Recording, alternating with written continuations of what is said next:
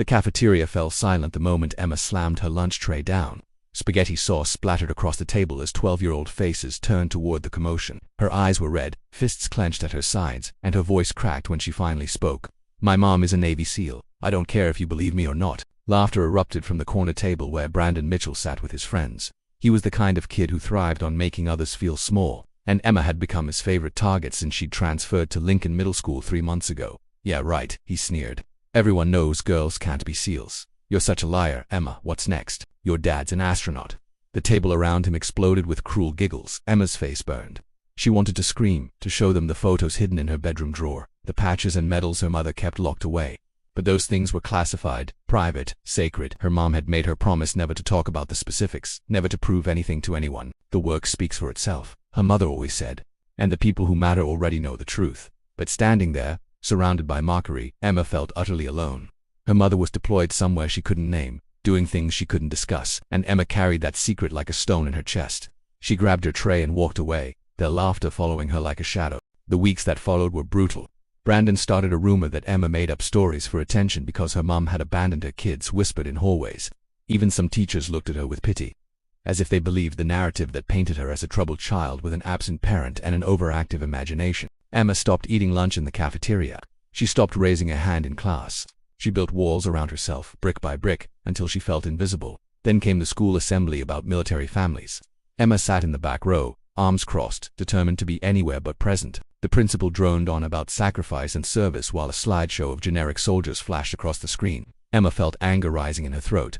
These people had no idea what sacrifice really looked like. They didn't know about the nights she'd waited by the phone, terrified it would ring with bad news. They didn't know about the birthdays and holidays her mother had missed, or the way Emma had learned to be brave because someone had to be. The principal was mid-sentence when the auditorium doors burst open.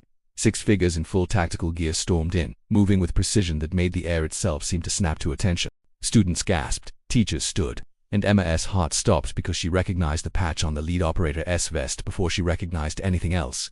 The SEAL team spread across the front of the auditorium, and the lead operator removed her helmet.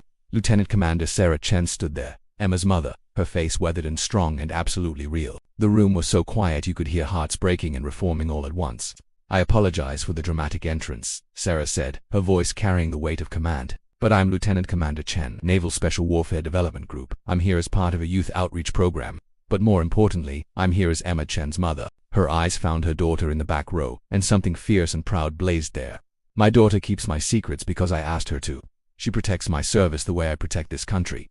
That's not lying. That's loyalty." Emma felt tears streaming down her face as her mother continued, explaining how women had been serving in special operations for years, doing the same work, taking the same risks, earning the same respect. She talked about what real strength looked like, about standing firm when no one believes you, about the courage it takes to remain silent when every part of you wants to shout the truth. When the assembly ended, Brandon approached Emma, his bravado crumbled. "I'm sorry," he whispered. "I didn't know. I'm really sorry." Emma looked at him, this boy who'd made her life miserable, and saw something she hadn't expected: shame, real and raw. She nodded, accepting something more valuable than his apology, the knowledge that she never needed his belief to make her truth real. That night, Sarah held Emma close. "You were strong when it mattered most," she whispered. "That's the mark of a warrior." And Emma finally understood that some battles aren't fought with weapons or proof. Sometimes the greatest courage is simply standing firm in your truth, even when the whole world calls you a liar, trusting that reality doesn't need an audience to exist.